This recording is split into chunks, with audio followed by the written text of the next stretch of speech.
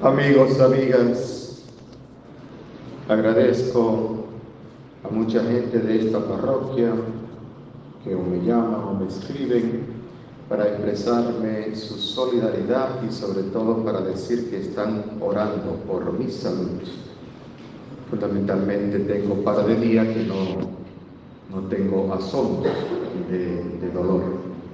El proceso sigue todavía porque hay algún tipo de examen que no dan los resultados de inmediato para entonces continuar con el proceso.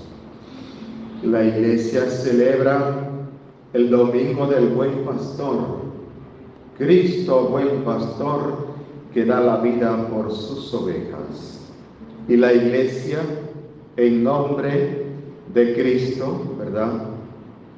Entonces tiene el deber de conducir, de guiar, y por tanto es una función tan importante la de enseñar. Este día yo voy a dedicar mi homilía, que conecta muy bien a las lecturas de este día, con un documento importante que la Iglesia ha emanado estos días y que no puede pasar por desapercibido.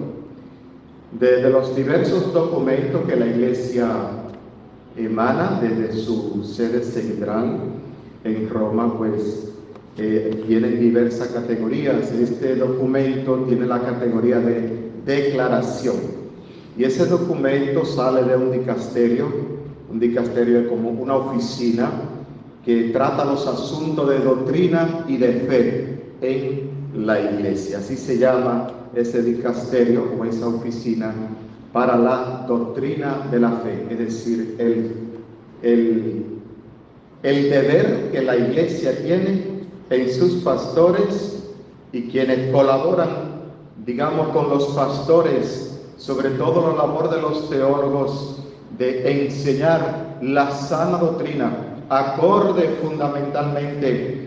Cuando yo hablo de sana doctrina, hablo de 4 cosas esenciales, es decir, ¿cómo podemos saber que la doctrina que un sacerdote, un pastor o alguien cualquiera está transmitiendo es sana? Decimos que son 4 patas. Número 1, que tiene fundamento en la Sagrada Escritura. Número 2, que tiene fundamento en los padres de la Iglesia. Los padres de la Iglesia se refiere a un periodo muy especial que concluye en el siglo VII con uno de los grandes padres de la Iglesia que testimoniaron, ¿verdad?, enseñaron, escribieron, sobre todo San Isidoro de Sevilla en el siglo VII. Toda la colección de los llamados padres de la Iglesia de Oriente o de Occidente están recogidos en un importantísimo documento que recopiló un señor llamado Emilio Migne. Pues cuando hablamos del Migne, nos referimos a ese señor que recopiló todas las catequesis que esos hombres en la antigüedad, en los 7 primeros siglos de la Iglesia, legaron, no solamente que escribieron, sino sobre todo con su testimonio, con su entrega, con su defensa y hasta con sus vidas. A ese periodo entonces le llamamos el periodo de los padres apostólicos y por tanto tiene un carácter fundamental, es decir, que ellos, basados en la palabra de Dios, han enseñado acorde con el testimonio apostólico. Tercero, cuando queremos saber si esa doctrina que transmitimos es sana y verdadera, además de la Sagrada Escritura y el testimonio de los padres de la Iglesia, tenemos entonces que pensar en el testimonio de la doctrina emanada de los papas y de los concilios ecuménicos. La Iglesia, en poco más de 2000 años, ha tenido hasta ahora 21 concilios. De manera que los documentos que emanan del Papa cuando tiene intención de enseñar sobre moral y tradición, entonces más los concilios son entonces fundamentales. Es decir, hay una relación desde la Sagrada Escritura, los padres de la Iglesia la continuidad permanente y constante del ministerio petrino, es decir, del Papa y sus sucesores, y lo que por tanto ellos, con intención de enseñar sobre moral y sobre costumbre, pues es, digamos, a tener en alta consideración, importante. Y cuarto, hay un elemento que lo completa todo, que se llama el sensus fidei, es decir, o senso fidelium. ¿Con qué se come eso? Bueno, cuando la Iglesia habla de sensus fidei, se refiere al sentir de la comunidad de fe, al sentir.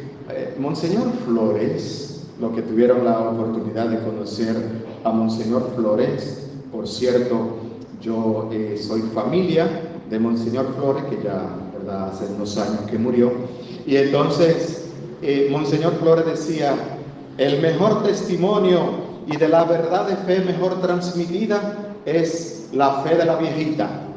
Y entonces Flores era un poco exagerado y decía: para yo saber si un seminarista tiene vocación, basta con que una de esas viejitas inmediatamente dé el veredicto y sabemos si sirve o no sirve. Y te dice: y fue una señora donde mí y me dijo: monseñor, sáquelo, que no sirve para nada. Sí, es decir, lo que decía Monseñor Flores es que la gente humilde y sencilla, Dios les regala el don precisamente de ver con claridad por dónde va el camino de la fe. A eso se refiere. Y ello no es solamente el que la comunidad se ponga de acuerdo levantando la mano, sino que ante todo es un regalo de Dios. ¿Por qué menciono esos 4 pasos esenciales para yo poder decir que estoy ante una doctrina sana y verdadera? Los recuerdo: la Sagrada Escritura, la tradición apostólica o de los padres apostólicos, los escritos de los papas, es decir, fundamentalmente aquellos escritos de moral y costumbre, y cuarto, el senso fidelium o sensus fidei, es decir, el sentir de la fe, ¿verdad?, que es un regalo de Dios. Dicho eso, entonces, menciono el documento. He hecho esa introducción un poco larga, porque este documento tiene suma importancia. El documento se llama Dignitas o Dignitas, correcto pronunciar Dignitas, Dignitas Humana, es decir, sobre la dignidad humana. ¿Y por qué este dicasterio, esa oficina, ha publicado este documento que han pasado 5 años escribiéndolo, pero han madurado bien? En Dignitas Humana, es decir, sobre la dignidad humana, porque cree la Iglesia que en esta época que vivimos, pues se oscurece la verdad sobre la dignidad del ser humano.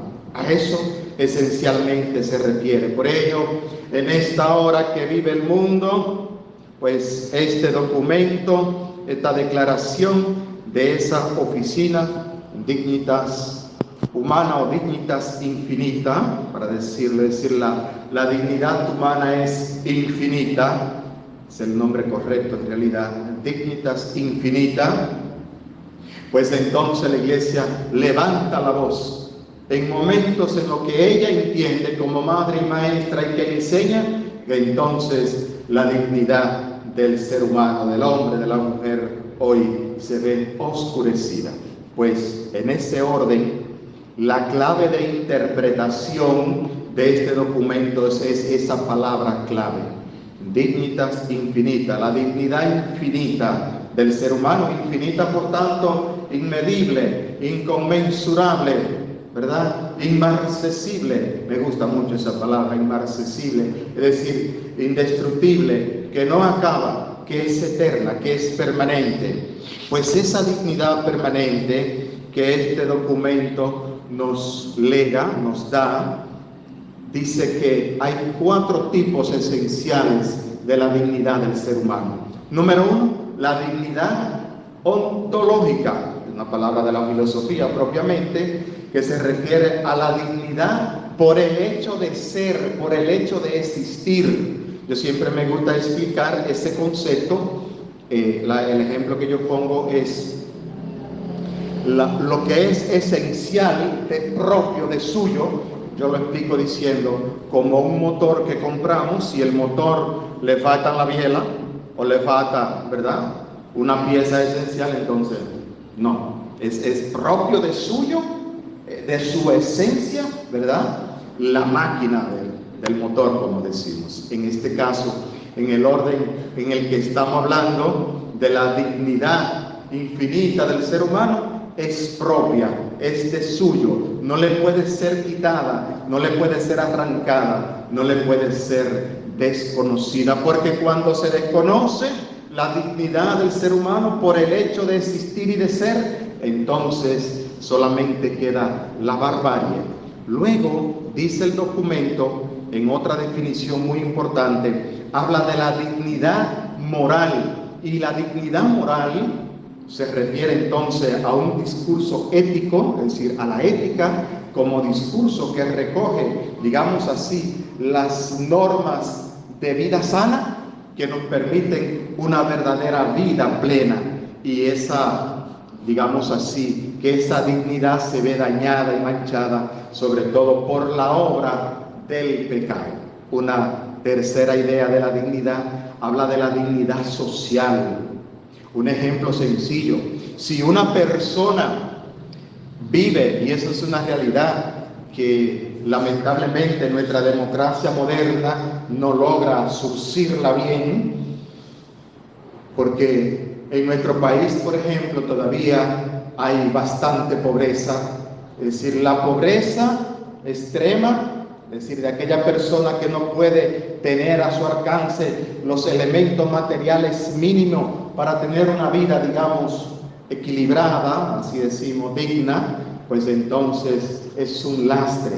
No es que la persona sea indigna por el hecho de ser pobre, sino que no teniendo aquellas cosas necesarias que él puede tener a su alcance, y que la política debe hacer una labor importante en esto, en medio de la sociedad, entonces, para restituir la dignidad a esas personas. Porque cuando una persona, de la pobreza podríamos hablar larguísimamente, pero, por ejemplo, una de las cosas que más me cuesta a mí en el orden de la pobreza no es el problema de la falta de comida, que sí que lo es también, sobre todo la falta de conocimiento. Uno de los elementos más terrible para mí es la falta de conocimiento. Le pongo un ejemplo de carácter de orden personal. Cuando a uno se le muere un familiar cercano, en el caso, por ejemplo, de mi papá o de mi madre, siempre a uno le va a quedar una duda de si uno pudo hacer a tiempo todo lo que podía y debía hacer por ese ser querido que finalmente se nos va. Y uno siempre se queda con esa duda, como si hice todo lo que podía, di todo lo que podía dar, ¿verdad? Hice todo mi entrega y mi esfuerzo. Por ejemplo, en el orden del conocimiento, siempre me ha dolido a mí sobremanera que mi padre murió de cáncer de próstata, y entonces a mí siempre me ha quedado como esa duda de si, en el caso mío, por falta de conocimiento o estar más al día, pues en un momento dado que mi papá me dijo, mira que se me está hinchando un testículo, y yo no reaccioné suficientemente. Cuando yo reaccioné porque un amigo mío le comenté el tema, entonces ya mi padre tenía un cáncer avanzado. Es decir, la falta de conocimiento, la duda mía siempre es que quizás mi padre, como murió muy joven, con 65 años, podría haber durado muchos años más, porque se le veía muy bien y estaba fuerte. Es decir, por ejemplo, el tema de la comida para una gente humilde, pobre, o por ejemplo la falta de conocimiento, la falta de información. Yo, por ejemplo, lo veo con los muchachos en los liceos, en las escuelas. Sobre todo, por ejemplo, los muchachos, los del liceo nuestro tenían el día pasado una semana entera, ¿verdad?, para descubrir la vocación, la carrera por donde quieren ir. Un gran problema de los muchachos nuestros es que llegan al sexto grado, al final de la carrera, antes decíamos cuarto bachillerato, ahora decimos sexto, y los muchachos no sabían para dónde iban, o bueno, muchos no saben para dónde van, ¿verdad? O sea, no saben para dónde van, por falta de información, por falta de conocimiento. La Iglesia dice que la dignidad social de esa persona se ve lastrada, se ve lacerada. Y por último, dice la Iglesia que hay un cuarto elemento en el orden de la definición de la dignidad. Se refiere a la existencia. La dignidad como existencia, un ejemplo sencillo. A veces nos encontramos con personas que todo lo tienen o que todo lo tenemos en el orden humano, material y social. Y nos falta la alegría, o nos falta la esperanza, o nos falta la paz, o nos falta la confianza. Por tanto, que en el orden de la existencia, esa persona se ve por diversos motivos, lastrado. Cuando digo lastrado, lastre es algo que pesa, que tú arrastras, que no te deja vivir bien, que no te deja vivir en paz y en comodidad. ¿Sí? Eso es que de alguna manera llamamos la felicidad. Finalmente, mis amigos, de esta parte, la Iglesia fundamenta toda la dignidad del ser humano en 3 momentos fundamentales. Número 1, la dignidad del ser humano tiene su fundamento en que somos hijos de Dios. Segundo, la dignidad del ser humano se fundamenta en que Cristo, y esa es la reflexión de estos días y de hoy también, de las lecturas de estos días, Cristo, muerto y resucitado, nos ha elevado del vilipendio, del polvo, de la miseria. El miércoles de ceniza siempre se dice: recuerda que polvo eres y en polvo te convertirás. Cristo, con su muerte y resurrección, su encarnación, muerte y resurrección, nos ha elevado a la categoría de hijos de Dios. ¿Sí? Y tercero y último, que la vocación del ser humano es, ante todo, la búsqueda de la propia realización, que descansa y tiene su fuente y su culmen. El culmen significa eso, su final, en Dios mismo. Dios es fuente de la propia vocación a la que estamos llamados a realizarnos, y Él es la fuente y además el culmen, el final, ¿verdad? Lo más alto e importante. Queridos amigos, sobre esto quería reflexionar. Es un documento mucho más largo, que meterle el diente es una tarea ardua, pero yo invito, lo voy a poner en el grupo de la iglesia, en el grupo más grande que hay, para que los que deseen le puedan entrar un poquitín. Quería recordar eso. Y lo uno, y con ello concluyo, lo uno precisamente a las lecturas que hoy resaltan y exaltan a Cristo buen pastor, el que ha dado la vida por sus ovejas en la cruz, y su muerte en la cruz y su sangre derramada es sangre redentora, y el que ha vencido la muerte, y que los celebramos estos días gloriosos durante los días de Pascua, de resurrección, pues nos ha abierto el camino de la verdadera existencia, de la verdadera realización. Hermanos y hermanas, que el Señor nos bendiga abundantemente. Amén.